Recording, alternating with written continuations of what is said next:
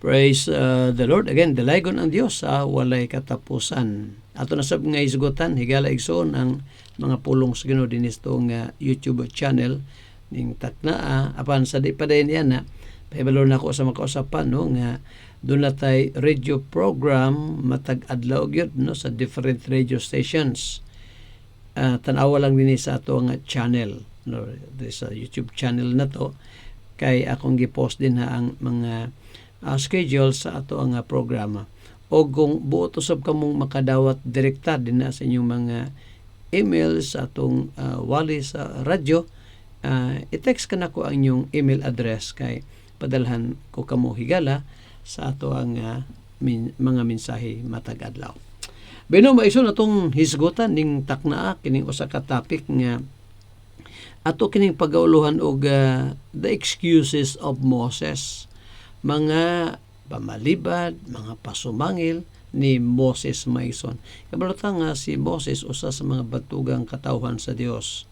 Apan dinhi sa chapter 4, chapter 3 pa lang maisoon sa Exodus o sa chapter 4 niya dinhi ang mga pagpamalibad ni Moses. So unsa ba na pastor nga mga pagbalibad niya? Mao ni ato tagang pagtagad higala igsoon. With your Bibles tanawan niyo sa Exodus chapter 4 and then verse 10. No? Exodo 4 versikulo 10. Matod pa din ni Moses, and Moses said unto the Lord, O my Lord, I am not eloquent, neither heretofore, nor since thou hast spoken unto thy servant, but I am slow of speech and of a slow tongue. Kini maigsoon usa ni sa mga pagpamalibad ni Moses or mga excuses niya no nga ato makita dinhi sa chapter 3 and then chapter 4 sa Exodus. Now, by the way, atong tema dayan is truth out of Moses excuses, mga kamatuoran gikan sa mga pagpamalibad ni Moses. Atong tan-awon maigsoon ang pipila ka mga kamatuoran. Una nga punto nato maigsoon mao kini no, his unworthiness. Una niyang balibad. Ikaduha, his insignificant message. Muna itong ikaduhang main point. Ikatulo nga main point nato maigsoon, his inability to speak. O ikaapat o katapusang punto nato is his incapability to work. Now, dili tama igsoon sa una niyang balibad. Tanawa ang verse 10 sa Exodus chapter 3. Jadi ang una siyang gisugo sa Ginoo, Moses, balik ka dito sa Ehipto. Tanawa ang verse 10. Come now therefore, and I will send thee unto Pharaoh, that thou mayest bring forth my people, the children of Israel, out of Egypt. So si Moses maigsoon, kung atong tanan ang background dayan dito siya sa Midian, sibat siya gikas Ehipto. He was adopted, no, as we know sa book of Exodus chapter 1, chapter 2. Gi-adapt si Moses maigsoon sa anak nga sa hari nga prinsesa nga nagdako siya dito sa palasyo. Pero tungod dagay kay nakaatraso siya dito, na patay niya ang usa sa mga Egyptians. So hisibat siya kay gipangita siya sa hari. No? O dito sa Midian, dito niya na ibalag na himamat ang iyang asawa nga si Sipora. Now, ang Dios, kuha ni siya, maison, pila ba ni? The first 40 years sa life ni Moses, dito siya sa Egypt. Second 40 years niya is dito siya sa Midian. So, din sa Midian kay nahitabo maison. Dito siyang ugangan nga si ugangan ni Moses, Jethro, no? Si Reuel or si Jethro. So dito ang Dios maigsoon sa ika-80 nga pangidaron ni Moses, nagpakita ang Ginoo sa kang Moses ug miingon siya, ipadala ko ikaw ngadto sa kang Faraon aron sultihan nimo ang hari nga buhian niya akong katawhan dito sa Ehipto. Now, unang balibad ni Moses maigsoon. Muna itong first point again, his unworthiness, ang iyang pagkadili daw takos. In verse 11 of Exodus chapter 3, he said, And Moses said unto God, Who am I that I should go unto Pharaoh, and that I should bring forth the children of Israel out of Egypt? Kinsa man ko? May son, kini nga unang balibad ni Moses, actually maayo ni siya. Kana bang giisip ni Moses nga dili siya takos sa maong trabaho sa Ginoo. Actually kana ba yung mga teorya nga gitawag sa Ginoo may igsoon diya sa buluhaton niya. Sama ba ni David, sama ni King Saul, first king of Israel, sama ni Abraham, daghan pa mas si Solomon may igsoon. Sa diyang gipanagtawag sila sa Ginoo alang sa buluhaton. Ang ilag yung gayon nga dili sila takos. Karong panahon na ba, no, sa ato nga present generation, daghang mga kabataan ron nga kanang daw ginaklaim nga naa sila gyoy kana bang they are worthy, no, ginaklaim nila ng ilahang pagka takos gyud.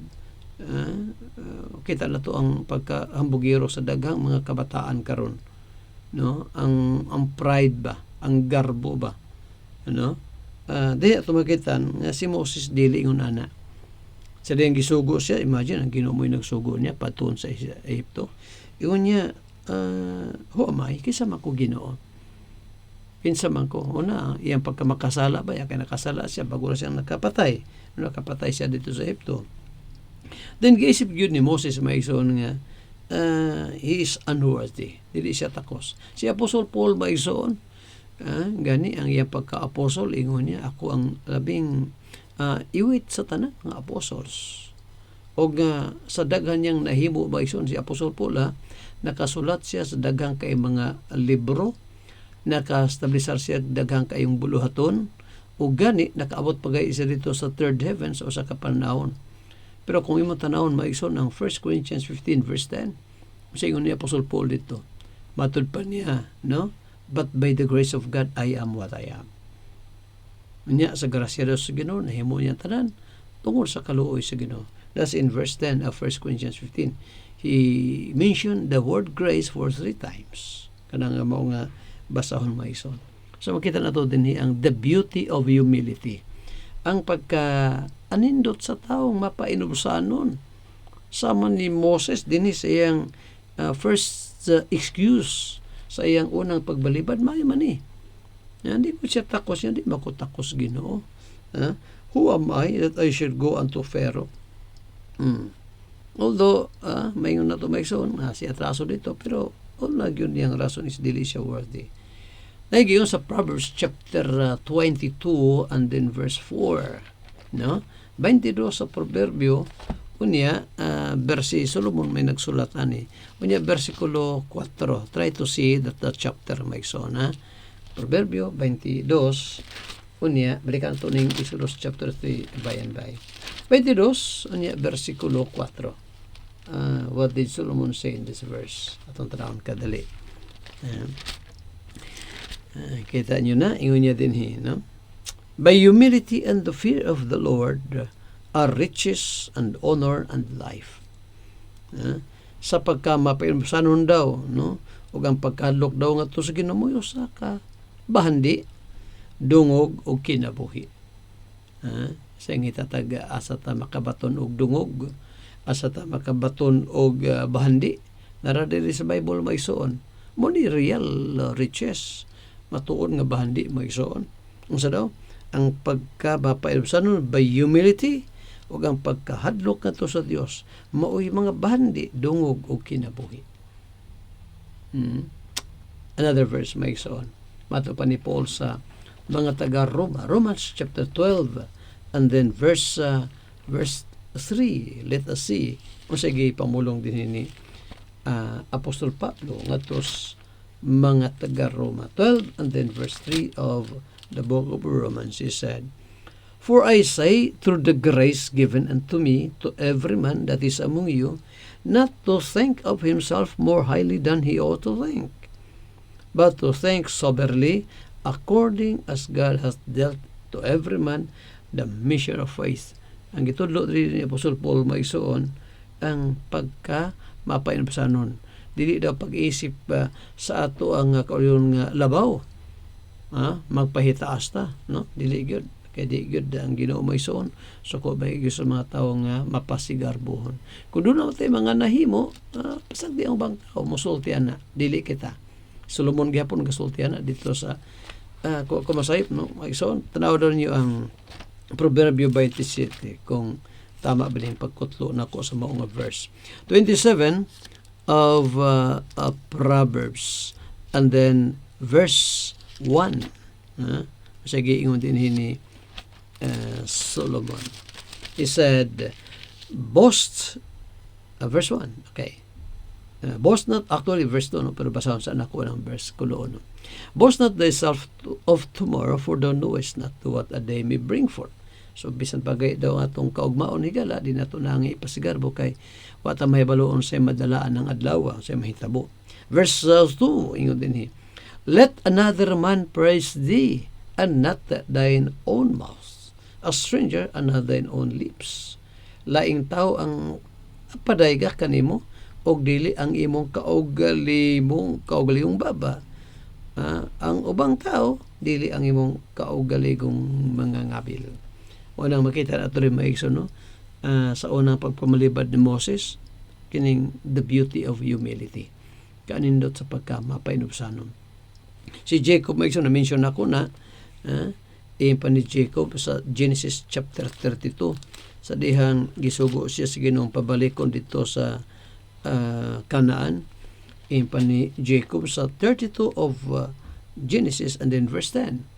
He said, I am not worthy of the least of all the mercies and of all the truths which thou hast shewed unto thy servant. For with my staff I passed over this Jordan, and now I am become two bands. Dili ako takos, O Dios, bisan sa paglawat sa pinakagamay nimong kaluoy. Kita na ito din maigsoon ang pagkamapaemsano ni Jacob. Si John the Baptist, sa diyan nagpabautismo si Christ kaniya. Kung sa ingon ni Juan Bautista maigsoon, gani, wanay mo labaw kang Juan Bautista, according to Christ in Matthew 11:11 nga, sa tanang gianak og babae, wanay mo labaw ni Juan Bautista. Pero tanawa maigsoon. Although ang mulabaw sa iya, ang Ginoong Jesucristo. Kay sa diyang magpabautismo ang Ginoo ngadto kaniya kang Juan, ibalibad ganisuan. Ingon niya, ako unta angay imong bautismohan, ikaw na yung miari ka nako.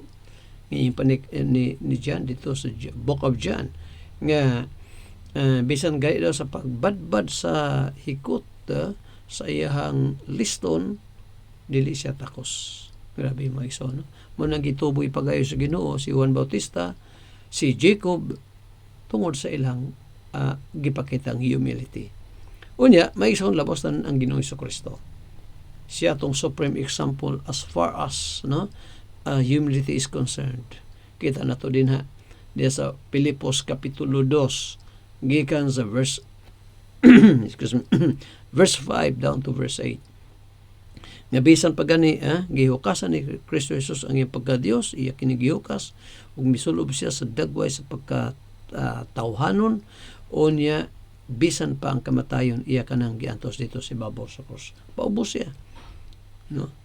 Kita na to din hiyang kanindot sa taong mapainupsanon. Unta higala igsoon kung sa may gibuhat ka nato sa Ginoo, kung sa may itong mga nabatunan, ang Ginoo mo ato ang pasidunggan, dili ang atong kaugalingon. That is our first point, maigsoon, no?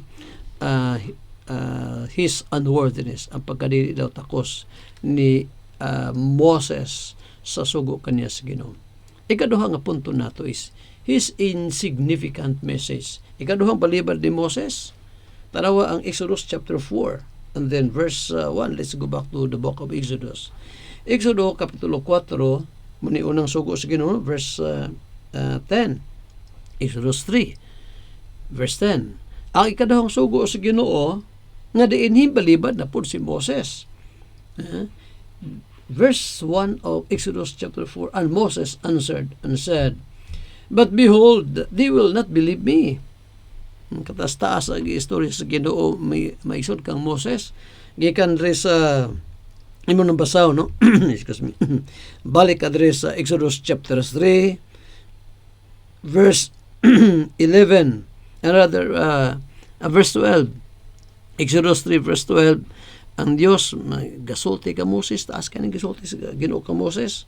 Hantod sa verse 22, Exodus 3:22. Nito bag si Moses pag-abot sa chapter 4 verse 1. Ingon niya, and Moses answered and said, but behold, they will not believe me, nor hearken unto my voice, for they will say, the Lord hath not appeared unto thee. Kataas-taas sa istorya sa Ginoo maigsoon, ang respond ni Moses, mubo kayo, o ang ihang mubo nga gisulti, balibad. Kasi balibad niya, ingon niya, dili man sila motuon ako Ginoo kay man ka magpakita.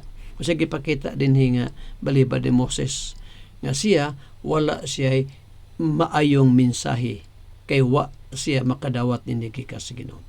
So iyang ikaduhang alibay maigsoon balibad is his insignificant message. Mentag insignificant kana bang walay unod nga mensahe niya, walay bili, no? So let us remember, no, nga bigger things or actions of man may bring great things for God. Kada bang gagmayng butang daw dili siya kana bang way bili or mga buhat bastaw nga dili mapansin kung kana maigsoon gamiton sa Ginoo makahimo nagdagkong butang. Anong kasulti ko ana? Kay sa verse 2, Exodus chapter 4, verse 2, ang Ginoo miingon kang Moses, unsa nang naa sa imong kamot? Dalawa verse 2. And the Lord said unto him, what is that in thine hand? And Moses, and he said, a rod. Sungkod Ginoo. Niyon ang Dios. O isalibay na, itsa na dias yuta. O itsa ka na ni Moses, og maigsoon nahimo kini according to verse 3, and it became a serpent. Dagan si Moses, kahadlok nga mapakan sa bitin. So, ang maong sungkod maigsoon ni Moses ngayang gidaladala, nahimong usa ka bitin.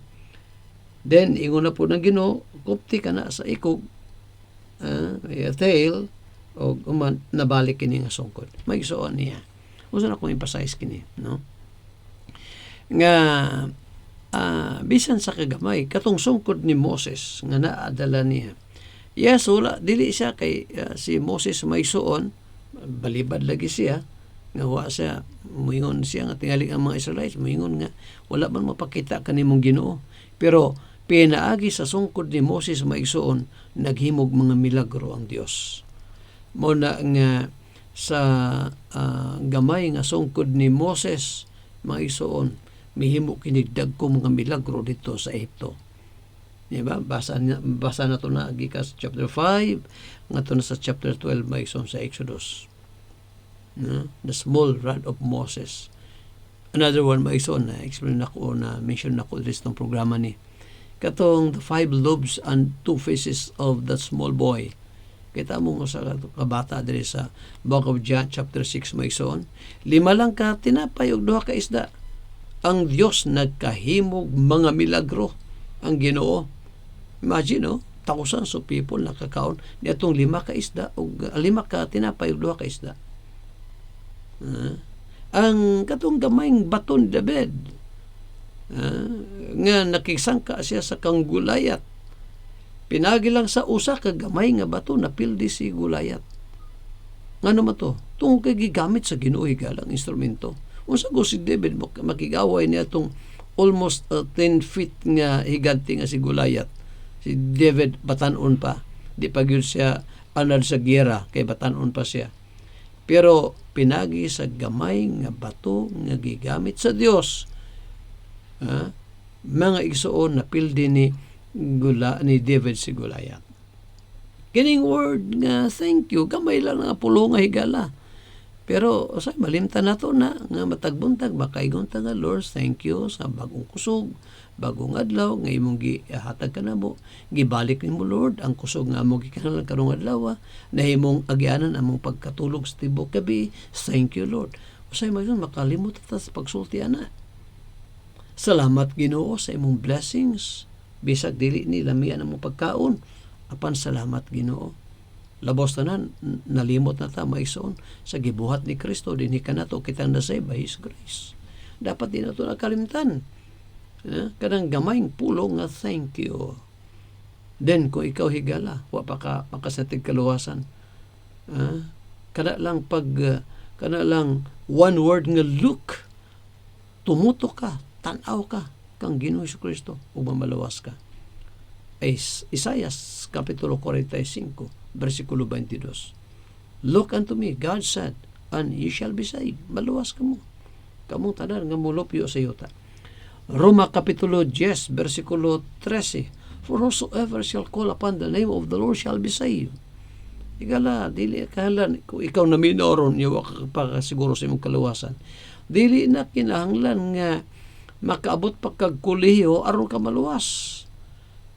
By just a simple look to Jesus, by simply trusting Him as Lord and Savior, surely you will have your salvation. Di pagsali kang Ginoong Kristo. Unya kita pud nga mga pastor nga gawali siyang pulong na atay mensahe. Ang atong mensahe kanunay pahibalo sa katawhan nga dunay maluluwas bisan unsa pa kadako sa pagkamakasala aso sa katawo. Ikaw karon maminaw higala. Tayo ka pastor, dako makasala na magyug kayo ko. Dawaton ba ka ko sa Ginoo? Walay sala higala, babugat nga sala nga dili mapasaylo sa Ginoo.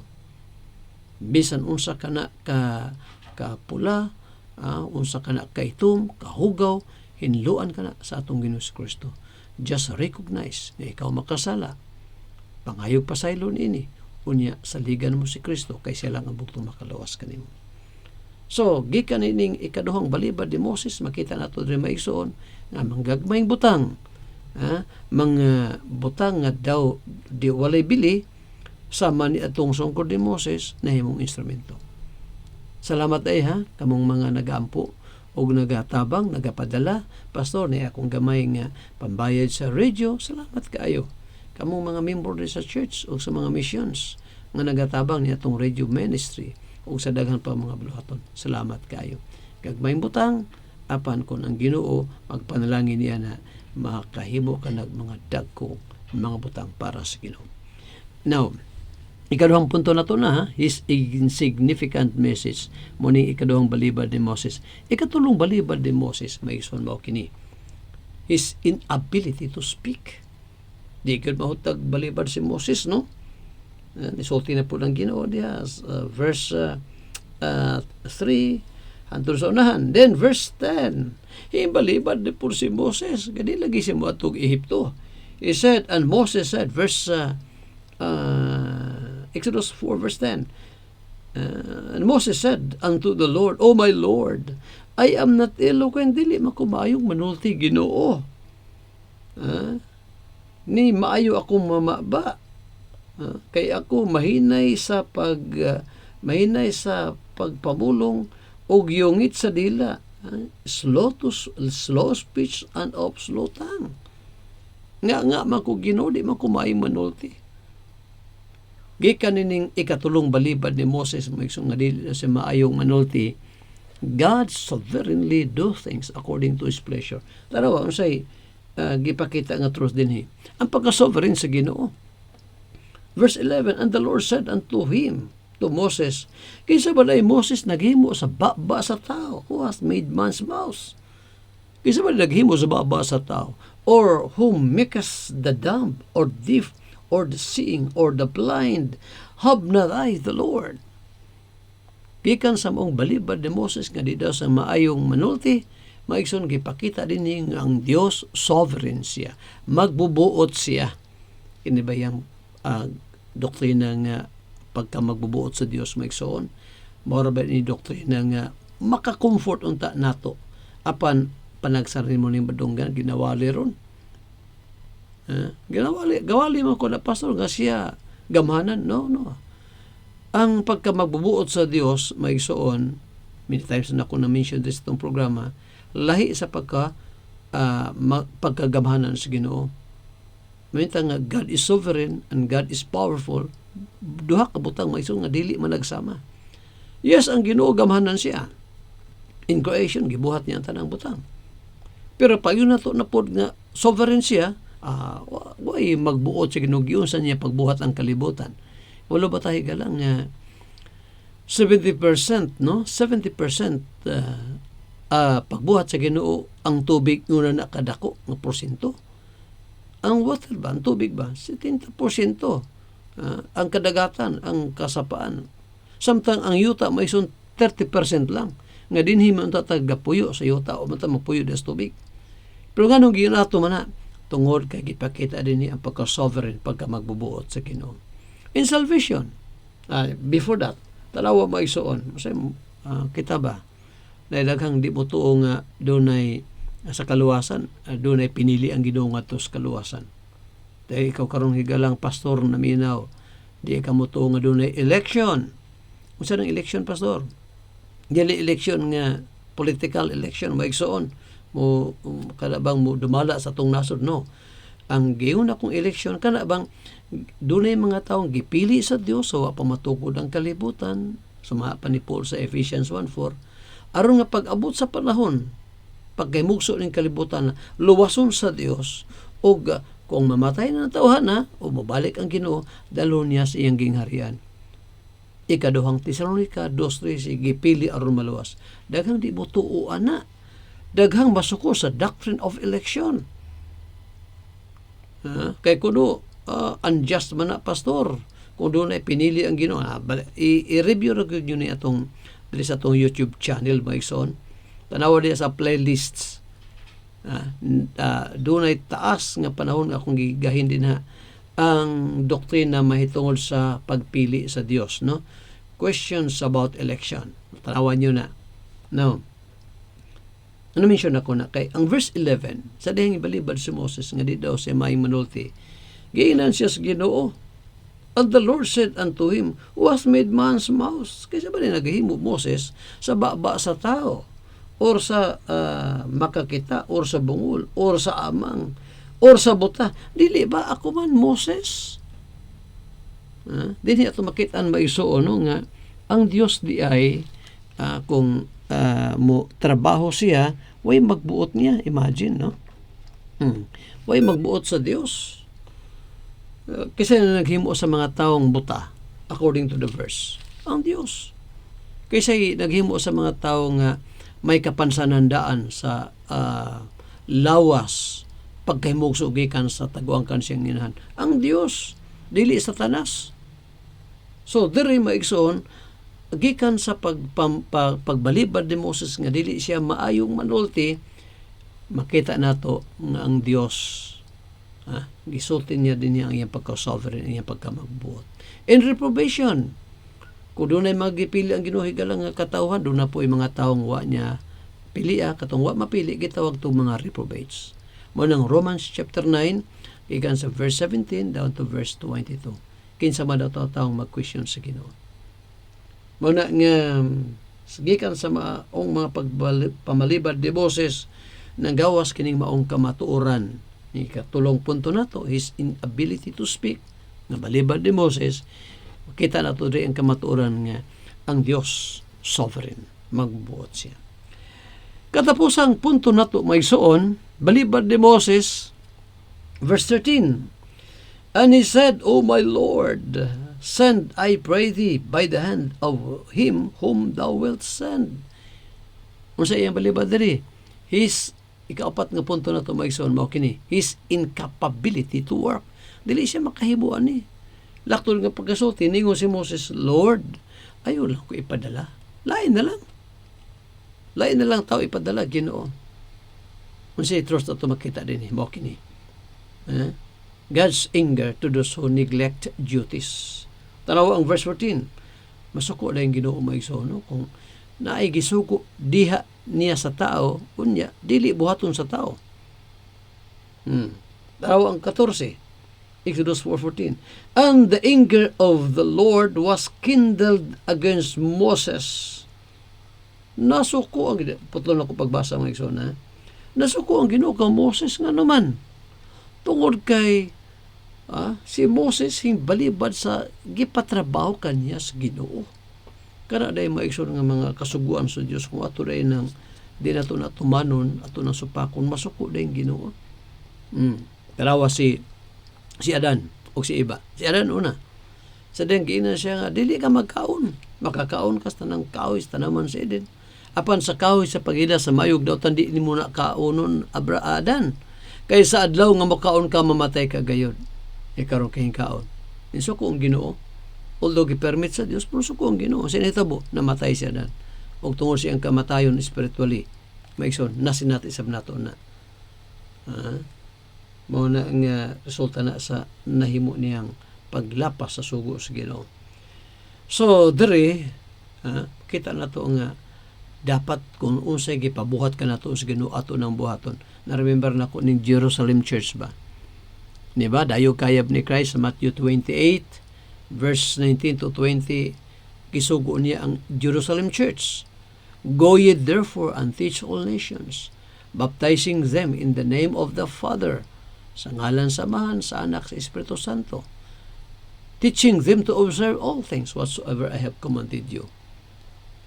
And lo, I am with you always unto the end, even unto the end of the world. Karon, kasi gibuhat sa Jerusalem Church. Sa dang after sila na-baptize sa Holy Spirit, based sa Acts chapter 2, midaghan sila pag-ayo ang Jerusalem Church. Nalimtan nila ang sugo sa Ginoo nga manglakaw sila ngadto sa galiyang dapit sa kalibutan. Dino sa kung Ginoo, o siya gibuhat. Gialaw nga sila, gitugutan sa Ginoo nga si Saul of Tarsus muluto sa iglesia.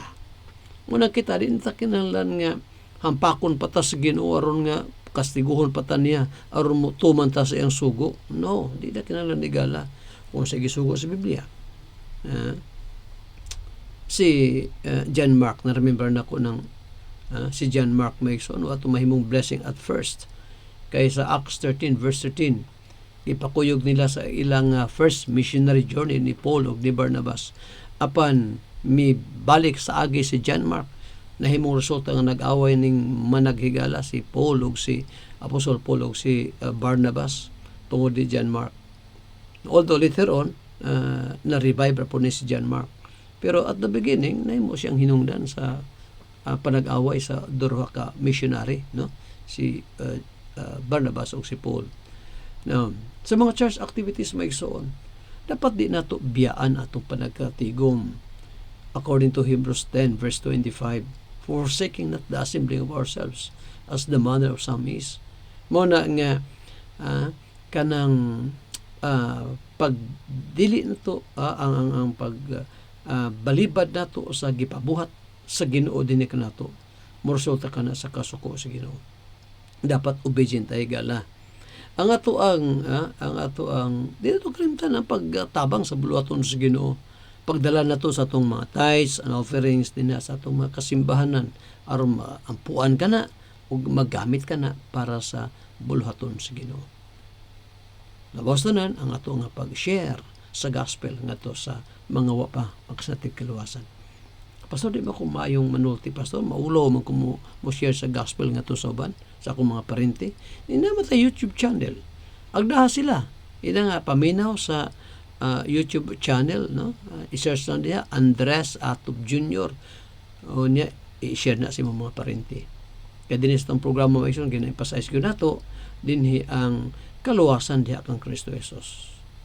O sa ato sab nga radio program sa different radio stations. Salamat ay again sa inyong pag-ampo o pagtabang sa maong buluhaton. So higala, mao ni siya, no? Mga pagbalibad ni Moses nga nakakuha tag mga lesson, no? Sa atong topic. Again, the excuses of Moses, and then truth out of Moses' excuses.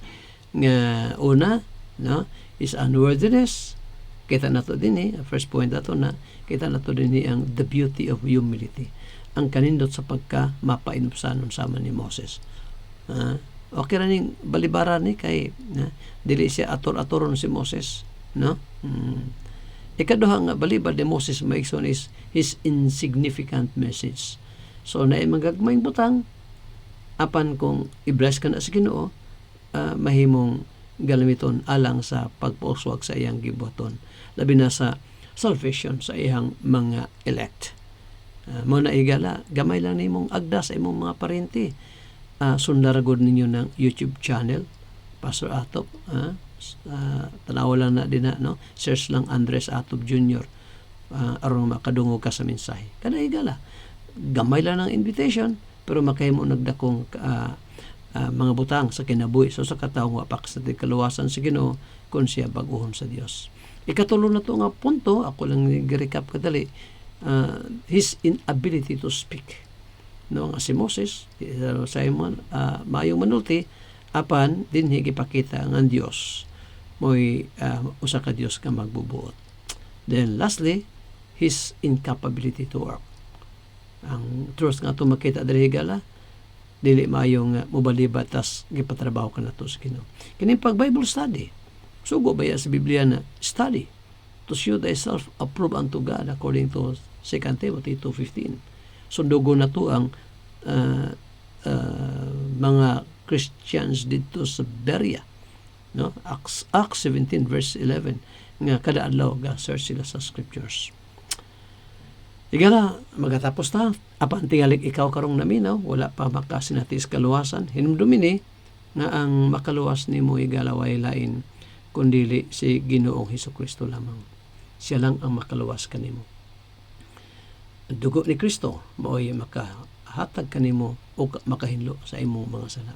Repent of your sins and trust Him as your Lord and Savior. Mag-aampot ha. Salamat Lord. Imo na sab kami Ginoong gikatudluan sa imong mga pulong gikan sa maong mga pagbalibad ni Moses, makalearn ta kami daghang mga kamatuoran gikan nini. Amo ni pagampo, pasalamat kanimo sa ngalan ni Kristo nga among Ginoong maluluwas. Amen and amen.